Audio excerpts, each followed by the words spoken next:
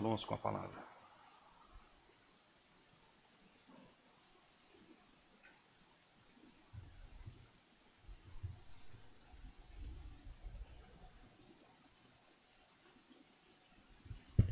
Saúdo aos irmãos com a graça e a paz do Senhor Jesus.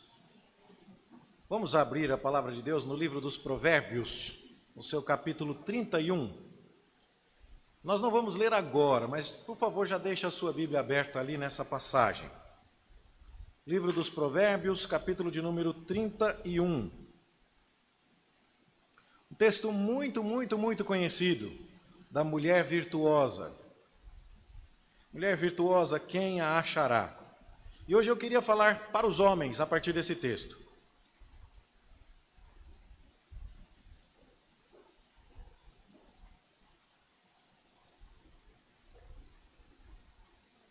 Endereço-me primariamente aos homens da igreja a partir do texto sobre a mulher virtuosa.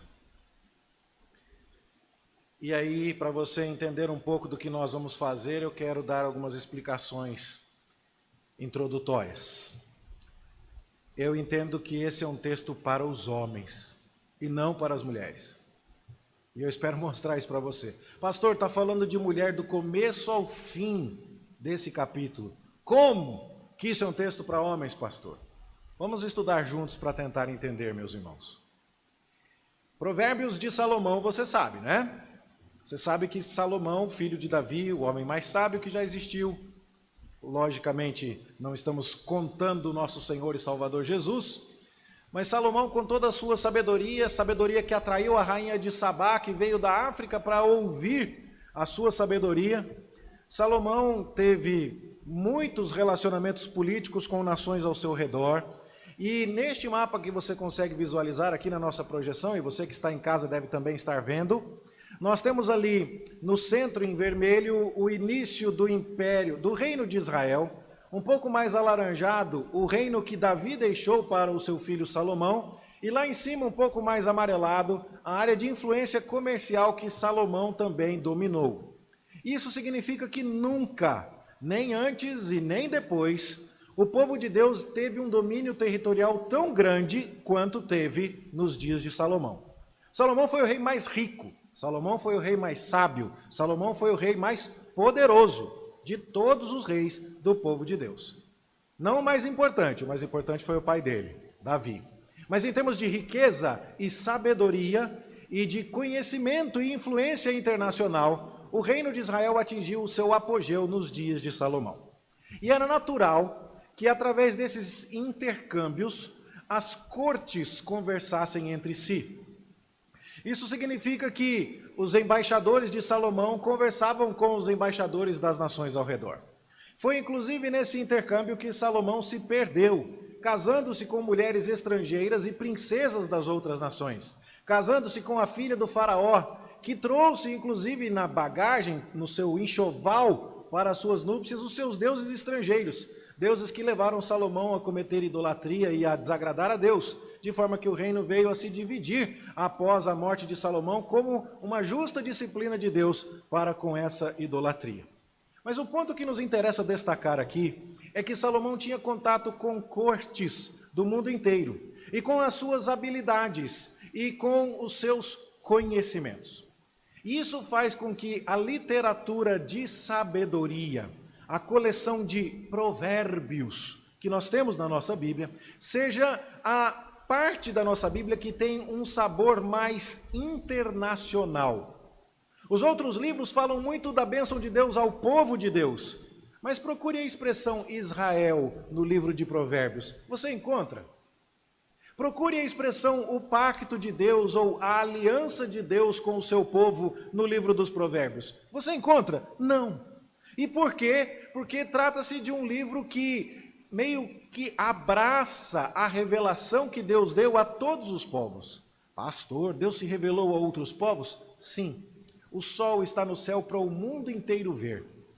As conclusões que se podem tirar a respeito deste mundo, observando-se a realidade, são lampejos da bênção de Deus a todos os homens, aquilo que é chamado de revelação geral. E a sabedoria das nações ao redor, com as quais Salomão tinha contato, foi compilada por ele. E ele teve contato com muitas destas sabedorias. Quando arqueólogos escavam ainda hoje tábuas de argila escritas com cuneiformes lá na Mesopotâmia, com hieróglifos lá no Egito, eles encontram ditados populares, provérbios, literatura de sabedoria que tem grande semelhança com o que nós encontramos na nossa Bíblia. E quando você olha para os provérbios que estão na sua Bíblia, você percebe então que não estamos falando tanto das revelações que Deus deu, por exemplo, a Moisés. Não há no livro dos provérbios uma única vez a expressão, assim diz o Senhor. Não existe isso. A revelação que você encontrará em provérbios é menos aquela do profeta que falou em nome de Deus e mais aquela das pessoas que observaram a vida, que fizeram pesquisas, que anotaram os ditos de sabedoria e os provérbios das nações ao redor e que filtraram isso à luz da palavra de Deus e transmitiram ao povo de Israel uma coletânea de ditos de sabedoria. Isso é o livro dos provérbios. Para te dar um exemplo interessante, educávamos os nossos filhos e um dia a argumentação dos pequenos pecadores era: mas a gente esquece o que vocês falaram, papai e mamãe. E aí então eu falei: isso aí é malandragem. E aí então eu disse: a vara da disciplina afasta a estultícia do coração da criança, lendo provérbios. E minha esposa, professora de história, naquela ocasião, estava falando com seus alunos sobre os provérbios egípcios. E ela disse assim: tem um provérbio egípcio que significa o seguinte: a memória dos meninos está nas costas. E aí quando você olha para isso, você diz, é mais ou menos a mesma coisa. E quando você vai aos livros de introdução e análise do Antigo Testamento, você percebe que há capítulos do livro de Provérbios que encontram grande paralelo em vários documentos das cortes egípcias e mesopotâmicas. Isso quer dizer que a nossa Bíblia está paganizada? Não.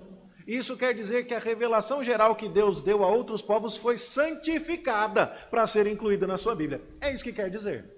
E por que você está me contando isso, pastor? Porque quando você vai ler sobre a mulher virtuosa, você vai ler as palavras do rei Lemuel de Massá, as quais lhe ensinou sua mãe. Nós não sabemos quem foi o rei Lemuel e não temos condição de saber onde é que é esta Massá. Mas nós sabemos que não se trata, muito provavelmente não se trata de um israelita, apesar de ter o El, de Deus, Elohim, no seu nome. E a ideia, portanto, Salomão está recebendo conceitos que são frutos da observação da vida, da sabedoria. Nós não temos isso na língua portuguesa? Água mole, pedra dura? Tanto bate até que fura. Como é que você pode conciliar isso com a Escritura? Ensina o teu filho na base do água mole, pedra dura, tanto bate até que fura?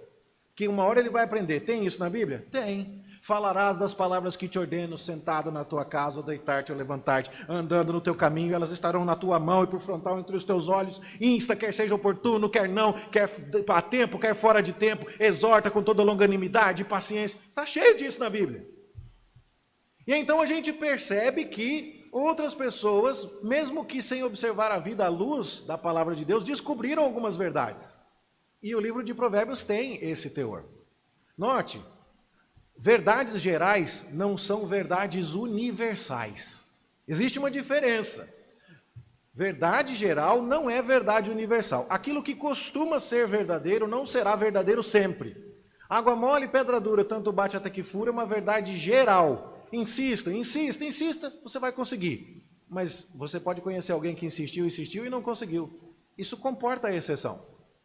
Ensina a criança no caminho que deve andar e ainda quando for velho não se desviará dele. É uma verdade geral, mas não é uma verdade absoluta. Eu conheço gente que ensinou os filhos no caminho e os filhos não quiseram saber. Tem até previsão no livro de Deuteronômio para o pai levar o filho na porta da cidade e dizer assim: eu ensinei esse menino nos caminhos de Deus, mas ele não quer andar nos caminhos de Deus, pode apedrejar. Se fosse verdade que você ensina e ele sempre vai andar nos caminhos, você não teria previsões desse tipo no livro de Deuteronômio. Bom, primeira coisa então que eu quero que você saiba sobre o livro dos Provérbios, para entender que a mulher virtuosa está falando com os homens, é um texto para homens, que se trata de um livro de sabedoria e de verdades gerais, mas não universais. Trata-se de um livro onde a sabedoria que foi coletada por Salomão e seus oficiais de várias cortes daquela época foi filtrada à luz da revelação e foi colocada aqui para nós sob a inspiração do Espírito Santo, para aqui sim, de maneira infalível, nos orientar. Mas infalível não significa sempre e universalmente aplicável. Agora então a gente pensa, quem é que seria instruído nestas coisas? Os meninos da corte. Quem é que aprendia o livro de Provérbios? Resposta: se os ensinamentos que nós temos aqui vieram da corte dos egípcios, da corte dos babilônicos, da corte dos assírios, dos mesopotâmicos, dos hititas, então é sinal que a nobreza destas nações compilava os ditos de sabedoria para ensinar os seus líderes. Algo como fez Maquiavel ao escrever o livro O Príncipe, para dar uma espécie de conselho aos reis. E o livro de Provérbios era assim. Sabe quem deve ter estudado o livro dos Provérbios quando era muito mocinho, já que ele era de família nobre? Um tal de Daniel e os seus amigos, Misael, Azarias e Ananias. E eles foram treinados neste tipo de literatura, para servirem a Deus e para servirem como conselheiros do rei. E isso tanto foi verdade que quando os babilônicos apareceram em Jerusalém, e eles então estavam desejosos de levar algum tributo e de mostrar a sua dominação sobre os judeus, eles passaram lá e disseram: gostei desses moços, vou levar. E quando eles levam Daniel e os seus amigos lá para a corte da Babilônia, uma coisa fica muito clara: a sabedoria daqueles moços que aprenderam com o livro de Provérbios era muito superior à sabedoria dos outros conselheiros que Nabucodonosor trouxe de outras partes do mundo. E então Nabucodonosor vai dizer: que moço tem a sabedoria desses rapazes e a sabedoria de Daniel? Ele tem uma sabedoria diferenciada, porque nesse moço está o Espírito de Deus. E assim então nós percebemos como funcionavam as coisas. Note, o livro de Provérbios era direcionado aos futuros líderes, aos futuros oficiais da corte judaica. E se é assim, a gente consegue compreender um pouco mais por que Provérbios fala tanto da mulher adúltera. Tem algum versículo no livro de Provérbios falando do homem adúltero? Não tem. Mas por que não? Porque os leitores originais aqui eram os rapazes da nobreza de Israel.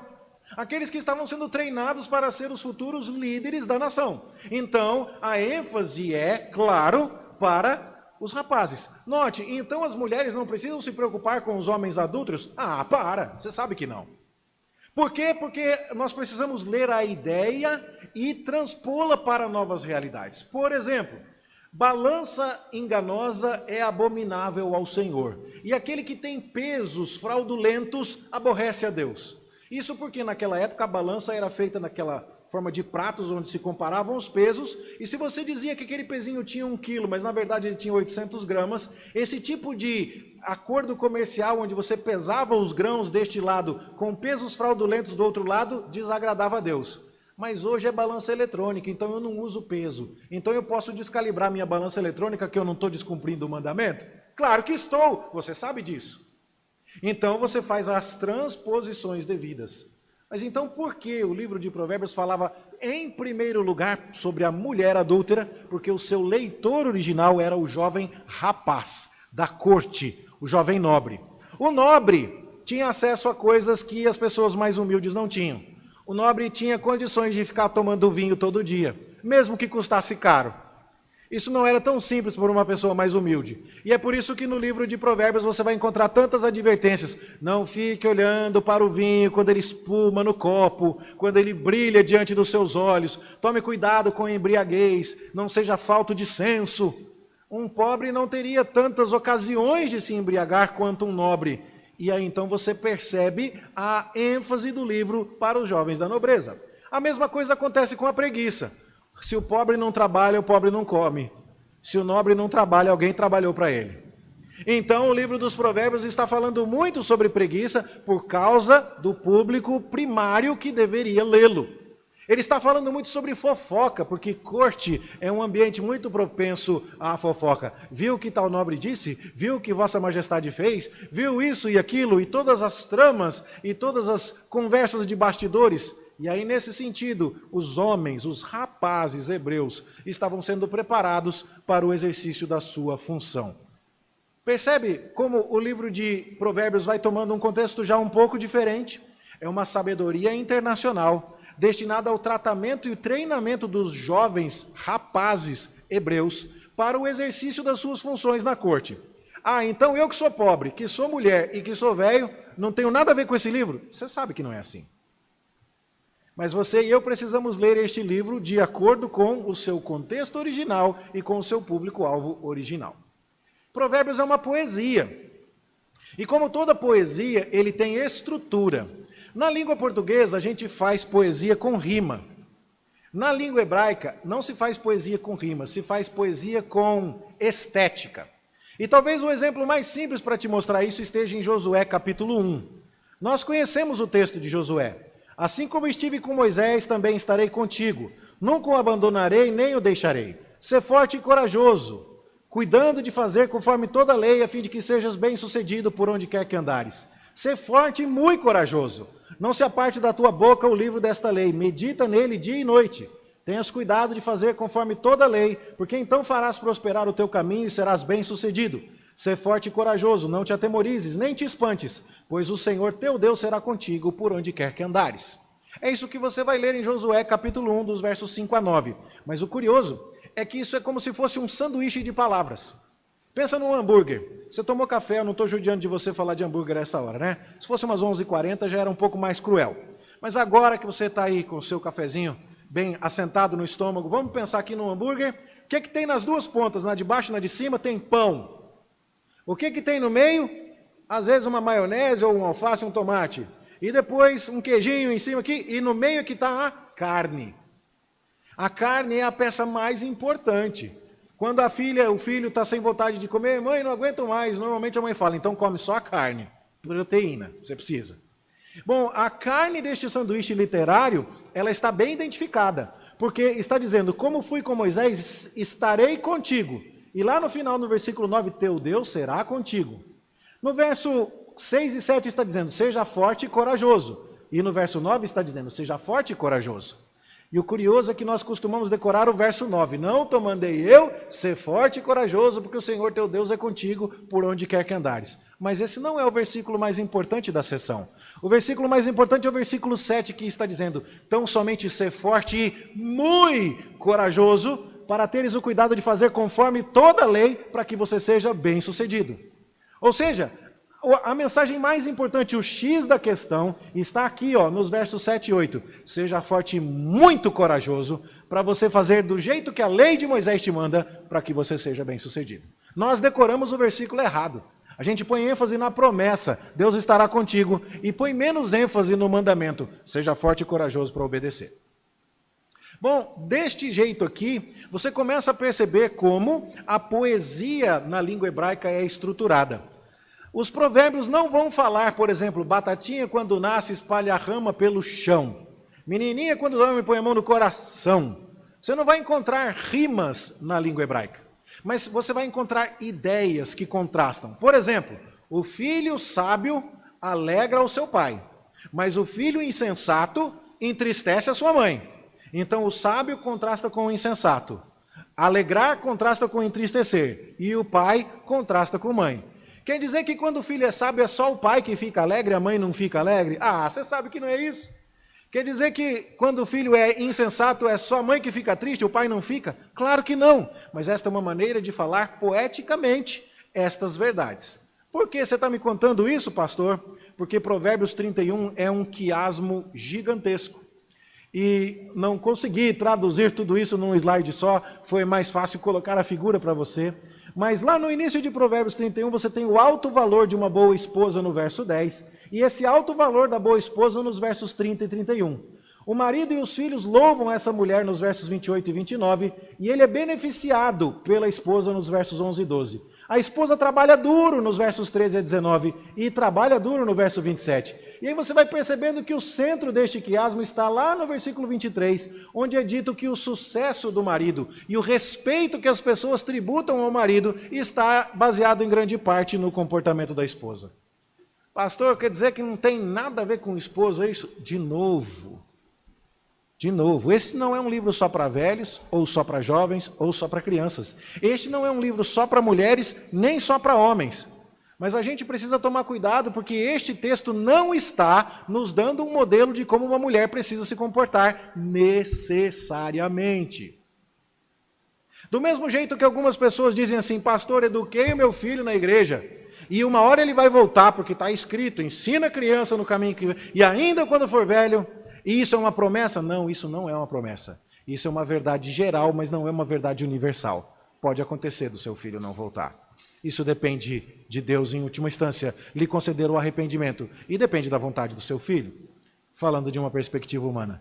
Bom, e então? Significa que essa mulher que trabalha, que paga as funcionárias, que costura as próprias cobertas, que não desliga as lamparinas durante toda a madrugada, parece que ela vira à noite trabalhando, e que compra terrenos.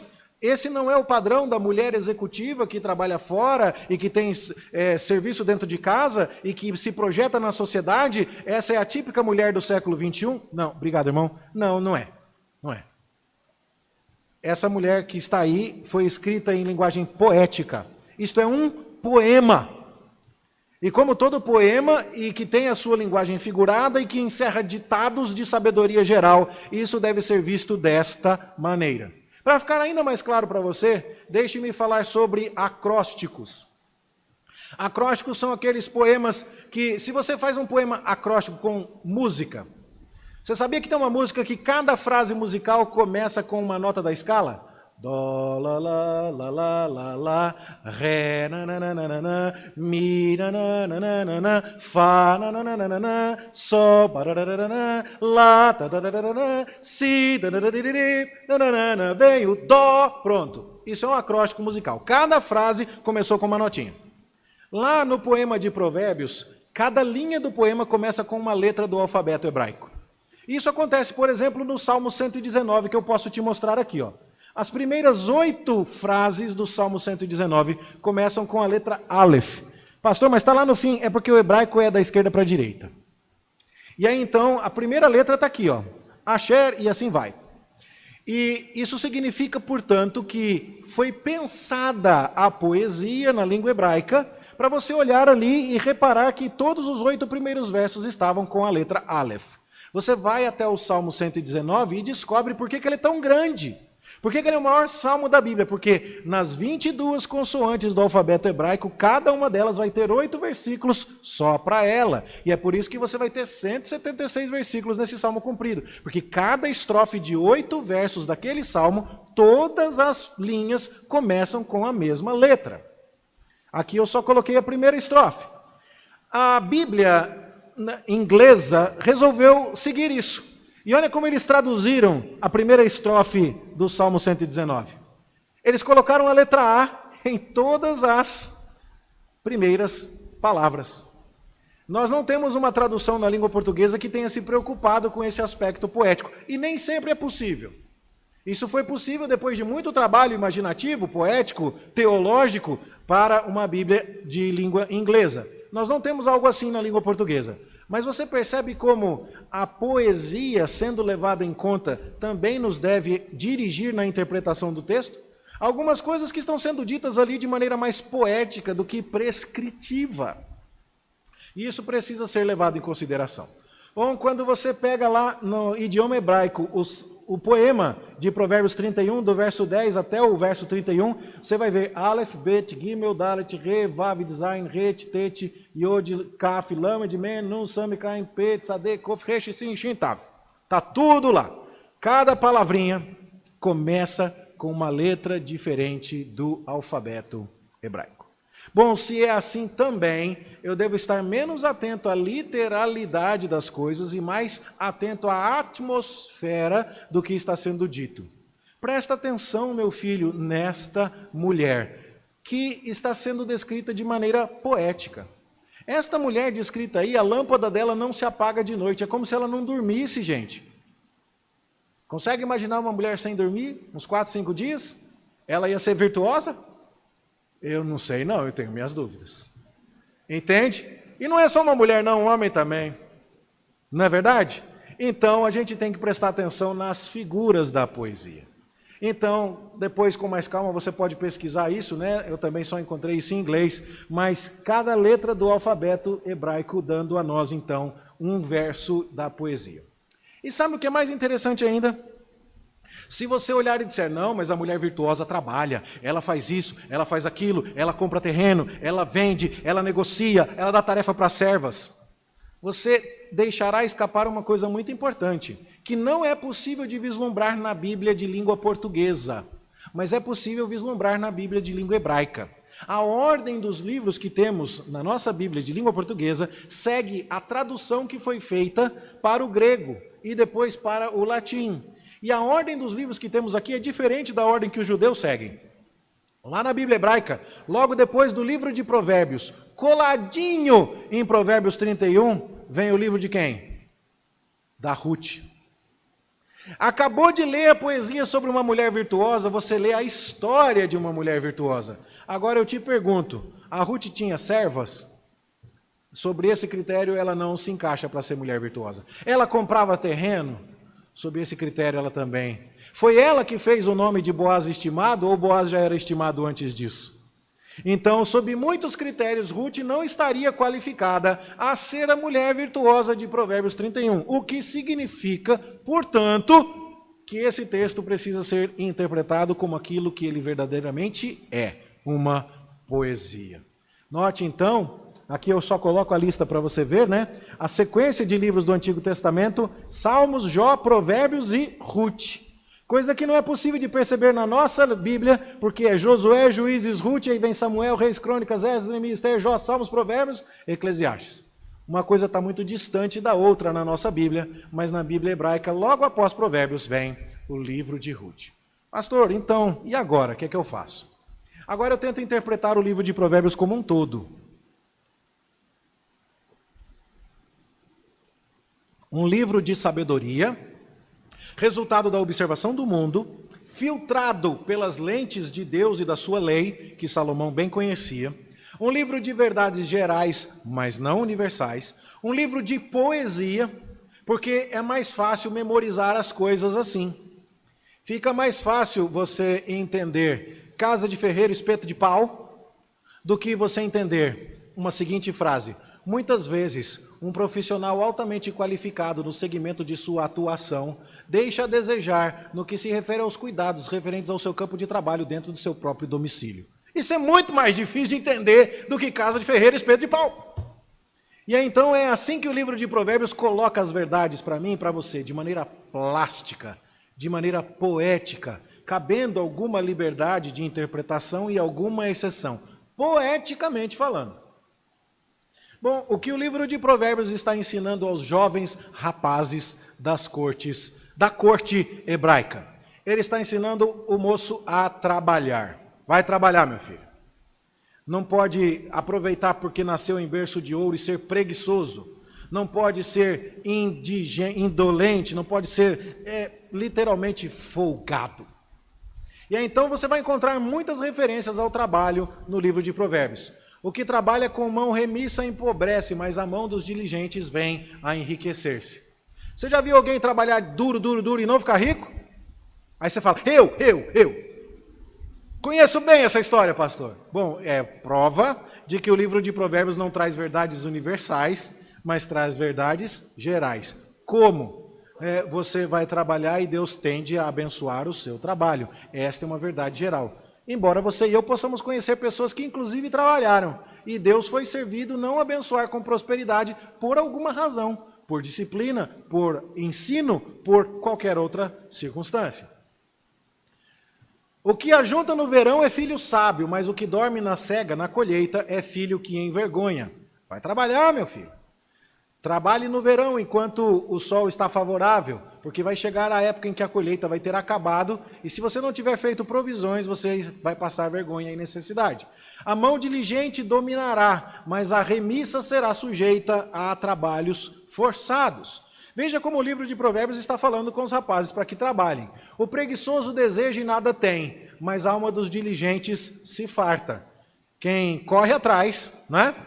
Não tem até um ditado que precisa ser filtrado aí e colocado dentro de perspectiva? Deus ajuda quem cedo madruga.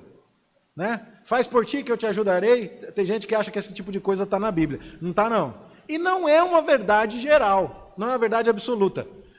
Inclusive há um salmo escrito por Salomão que diz assim: se o Senhor não abençoar a casa, em vão trabalham os que a edificam. Então é preciso lidar com esses contrapontos, né?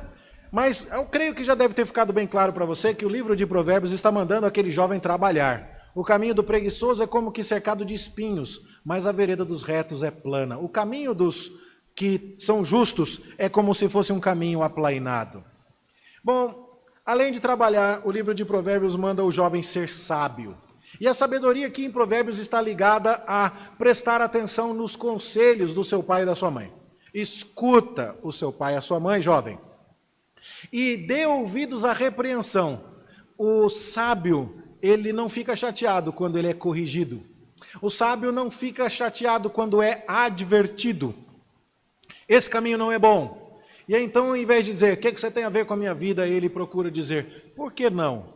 E ele ouve aqueles que estão em posição de autoridade sobre ele e pondera e atende. O livro de Provérbios vai dizer, nós lemos esse texto agora, o que repreende o escarnecedor traz afronta sobre si, e o que censura o perverso, a si mesmo se injuria. Não repreendas o escarnecedor, para que te não aborreça. Repreende o sábio, e ele te amará. Dá instrução ao sábio, e ele se fará mais sábio ainda. Ensina ao justo, e ele crescerá em prudência. Então, Salomão está dizendo aqui, meu jovem, fique feliz quando você for exortado.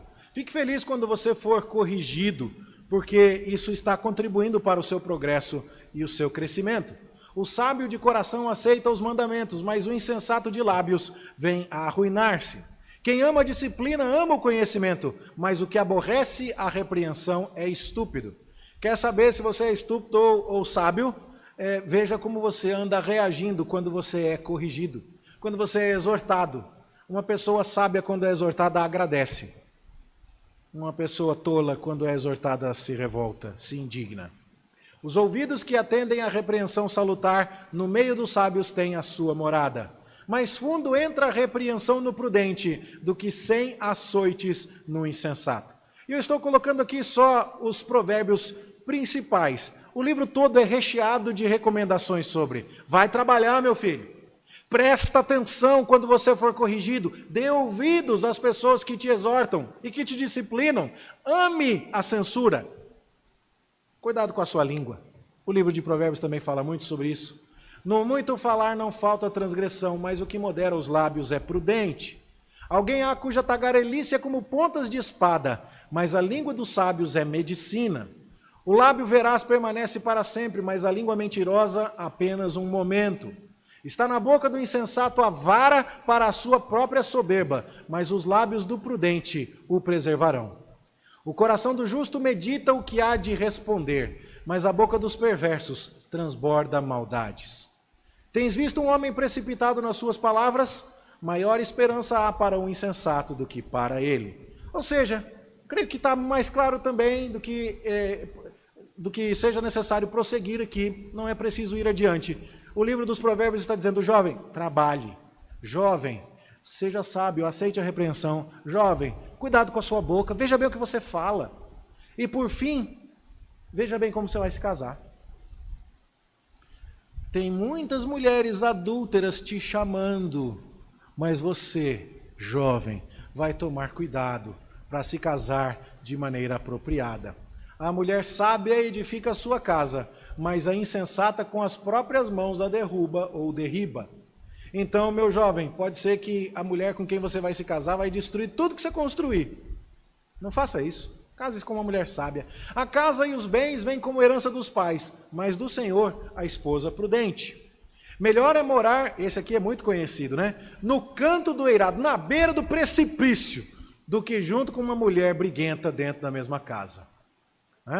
Há 3 coisas que são maravilhosas demais para mim. Sim, há 4 que não entendo. Isso é parte da poesia hebraica. Eu gosto de 3, na verdade de 4. Aí você fala, uau, deixa eu ver essa lista, me conte aí, né?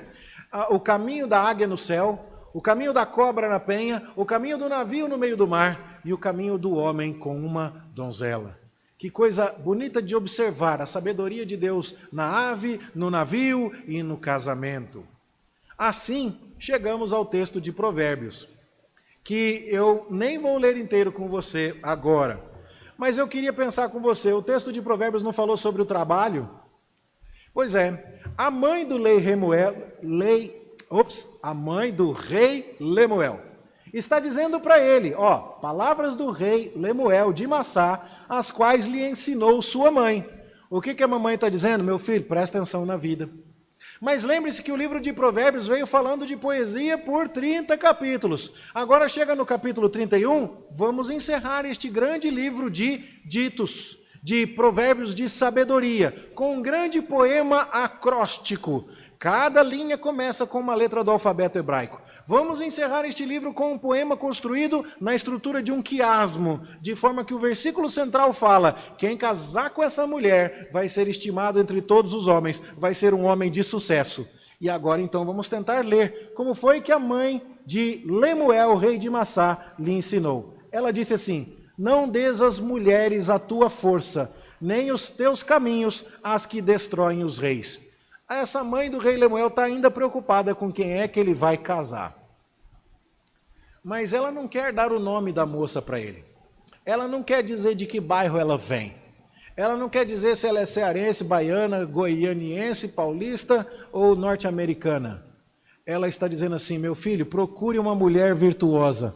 Mas quem é essa mulher virtuosa? Salomão colocou a poesia que fala das palavras da mãe de Lemuel ao seu filho, lá no final do livro, para encerrar toda a sua coletânea. E durante todo o livro ele falou: jovem, você tem que trabalhar. E o que a mãe do rei Lemuel ensinou para ele? Que a mulher com quem ele deveria se casar é aquela que busca lã e linho e de bom grado trabalha com as mãos. Ela é como um navio mercante que traz o pão de longe. É ainda à noite já se levanta e dá mantimento à sua casa e tarefa às suas servas. Examina uma propriedade e adquire-a e planta uma vinha com as rendas do seu trabalho. Gente, a mulher não dá conta de fazer isso tudo não. Você já não está cansada só de olhar para essa mulher? Ela acordou de madrugada, já saiu distribuindo serviço para a serva, ele já fez negócio, já comprou terreno, já plantou a vinha, já costurou as cobertas, já fez roupa, já não deu nem 7 horas da manhã, essa mulher já está estafada. Mas o que a mãe do rei Lemuel está dizendo para ele é: meu filho, você precisa se casar com a sabedoria deste livro. Você precisa se casar com um projeto de vida onde não caiba que você seja preguiçoso. Vai trabalhar, meu filho. Bom, também foi falado muito sobre a língua ao longo do livro. Cuidado com o que você diz. E olha só, a mulher virtuosa fala com sabedoria e a instrução da bondade está na sua língua. Ela é prudente com a boca dela. Meu filho, casa com isso. Casa com uma boca fechada. Casa com: eu só abro a boca para falar quando é conveniente, quando eu tenho certeza, quando é prudente, a palavra temperada com sal, boa para edificação. Filho, case com uma língua sensata. Case com pés diligentes para o serviço. E a sabedoria? Bom, a mulher sábia é dito dela que a força e a dignidade são os seus vestidos. Ela fala com sabedoria e a instrução sai da sua língua. Ou seja, a boca fala do que o coração está cheio, disse o Senhor Jesus. Esta é uma mulher sábia. Meu filho, estuda, pensa, reflete, leia a palavra, medite na palavra de Deus. É com isso que você tem que se casar.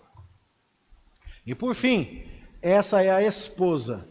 Olha só, enganosa é a graça, vã a formosura, mas a mulher que teme ao Senhor, esta será louvada. Não é assim que começou o livro dos Provérbios? O temor do Senhor é o princípio da sabedoria. Não é assim que está terminando o livro dos Provérbios? Sim. E esse livro que foi inteiramente dedicado aos rapazes das cortes, particularmente a corte judaica, está terminando para dizer assim: case-se com o trabalho. Case-se com a virtude na maneira como você fala. Case-se com a sabedoria. Case-se com uma mulher que tema ao Senhor. Mas a essência do que você deve possuir é o temor ao Senhor. Aliás, nós lemos sobre isso no texto de Provérbios capítulo 9, no dia de hoje. E agora eu queria que você voltasse rapidamente a sua Bíblia para o capítulo 9, para a gente ler ali uma coisa interessante. No capítulo 9 de Provérbios, eu fui enganado um pouco por aquele relógio, meus irmãos, agora que eu vi que já são 10 horas, mas eu já estou caminhando para o fim da minha palavra. No livro de Provérbios, capítulo 9, você vai ver aqui que logo no começo existe uma mulher chamada Sabedoria. Olha só, a sabedoria é uma mulher no capítulo 9. E eu te pergunto por que a mulher do capítulo 31 também não pode ser uma figura poética? Porque no capítulo 9 a sabedoria construiu uma casa, preparou seus animais, misturou o vinho, falou com as criadas e falou assim: quem quiser vem aqui na minha casa para aprender e para se relacionar comigo. Mas existe uma outra mulher que também está no final do capítulo 9, que é a partir do verso 13, a mulher loucura. Ela também tem uma casa, ela se senta na porta da sua casa, essa casa também é nas alturas da cidade, e ela também está chamando as pessoas para irem até lá, para aprender com ela e para comer junto com ela. Bom, o que fica claro aqui no livro de Provérbios, então, é que nós estamos falando muito mais de ideias do que de modelos. Nós estamos falando mais de valores do que de regras. E que nenhuma irmã deveria, e nenhum irmão deveria, olhar para esse texto de Provérbio 31 e achar que isso aqui é o padrão de conduta da mulher executiva que trabalha, que tem servas, que tem aquilo, para dizer, este é o ideal. Ruth foi uma moça pobre. Ruth foi uma moça que catou restos de colheita. Ruth foi uma moça moabita, sem descendência, sem nenhum tipo de ancestralidade que lhe desse qualquer nobreza. E ela está na genealogia de Jesus como uma mulher virtuosa. Ela não cumpriu muitos dos requisitos de Provérbios 31, mas os hebreus enxergaram nela esta mulher e colocaram o livro dela logo depois do livro dos Provérbios. Note, portanto, irmão e irmã, nós precisamos ler a Escritura com mais critério. Mas agora falando aos homens, e você pode se perguntar, pastor, mas domingo passado você prometeu para a gente que hoje você ia sentar o sarrafo era nas mulheres. Bom, eu acho que as mulheres não vão reclamar de bater 2 vezes nos homens. Mas a questão nem é essa. A questão é que eu espero fazer isso num culto da noite, para dar a mesma oportunidade para os irmãos que vêm ao culto da noite, para ouvir tanto a um quanto a outro sermão, mas também porque eu queria tratar deste texto. Homens, precisa trabalhar, irmão. Você não pode ficar encostado, não. Deus chamou a gente para cuidar desse mundo e para trabalhar. Homem tem que suar, tem que ter o suor do rosto. Ah, pastor, mas eu trabalho com ar-condicionado, não transpiro. Para, você sabe. Você sabe que Deus está falando sobre o seu esforço, sobre a sua dedicação. Não seja literal, senão você vai cair no mesmo problema de interpretação de Provérbios 31. Homem, cuidado com o que você fala. Não é coisa de machão ficar enfiando besteira em grupo de WhatsApp, não. Não é coisa de macho ficar postando foto de mulher pelada em grupo. Homem que é homem não devia postar baixaria ou falar baixaria. Isso não é coisa de homem. Não do jeito que Deus quer que sejamos homens. Isso é coisa de moleque. Isso não é coisa de macho. O homem, segundo a palavra de Deus, ele tem uma língua que fala para a edificação. Ele conhece a Escritura e quando alguém procura conselhos, ele sabe o que dizer. E ele tem a capacidade de liderar justamente porque ele medita e ele reflete nas coisas da palavra de Deus. Você é conhecido pelo quê? Pelo seu dinheiro? Note que, apesar de estar sendo dirigido à nobreza, o livro de Provérbios não está dando grandes ênfases ao dinheiro. E quando fala sobre o dinheiro, fala da mesma maneira que o resto da revelação bíblica, para não colocar o coração na riqueza. Por que você acha que você é bem-sucedido? Porque você está com um carro zero? Porque você tem uma casa quitada? Porque você fez uma viagem, conheceu o mundo inteiro? Se a hora que eu escuto você abrir a boca para falar o que eu ouço não é sabedoria, você não foi bem-sucedido, você não casou bem. Você não cumpriu o ideal da palavra de Deus. É isso que importa. É com esse tipo de compromisso que homens devem estar casados. Só os homens, pastor? Não, você sabe que não. Homens e mulheres, jovens e adultos e idosos, todos nós. Mas isso é importante porque nós estamos vivendo uma crise. Infelizmente, os valores que estão sendo difundidos pela sociedade desacreditaram as estruturas da criação. E parece agora que esse tipo de liderança tão bonita que Deus colocou sobre os ombros dos homens já não parece exercer aquela atração que deveria exercer. que faz com que a gente olhasse lá no passado e dissesse: este homem é uma pessoa sensata, este homem é trabalhador, este homem, quando abre a boca para falar, todo mundo tem que prestar atenção, este homem é um homem diligente, este homem tem palavras de sabedoria. É isso que todo homem deveria procurar, é isso que toda mulher deveria procurar, e é isso que nós vamos procurar fazer para a glória do nosso Senhor.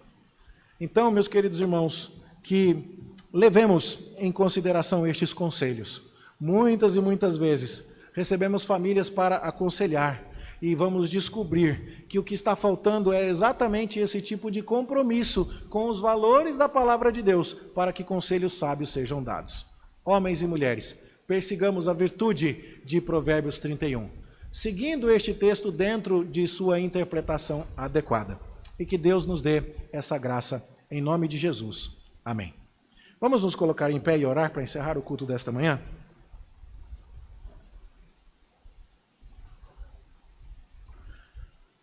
Pai Celestial, nós te louvamos e nós te agradecemos por teu amor e por teu cuidado e por tua palavra.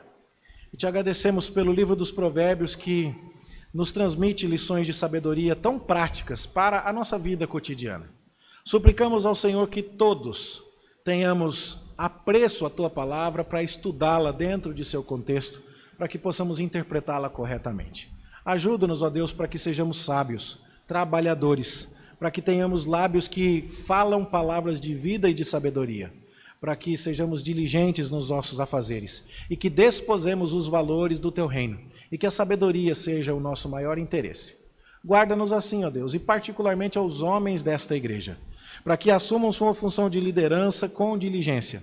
Guarda as nossas irmãs também, para que imitem, ó Deus, aquilo que o Senhor deseja para elas de maneira apropriada e que sigam um modelo bíblico corretamente interpretado. Dá-nos esta graça, nós te pedimos em nome de Jesus. Amém. Que a graça de nosso Senhor e Salvador Jesus Cristo, que o amor de Deus, o nosso Pai, que a comunhão, as bênçãos e consolações do Espírito Santo sejam convosco, meus irmãos, e com todo o povo de Deus espalhado pela face da terra, desde agora e para todo sempre. Amém.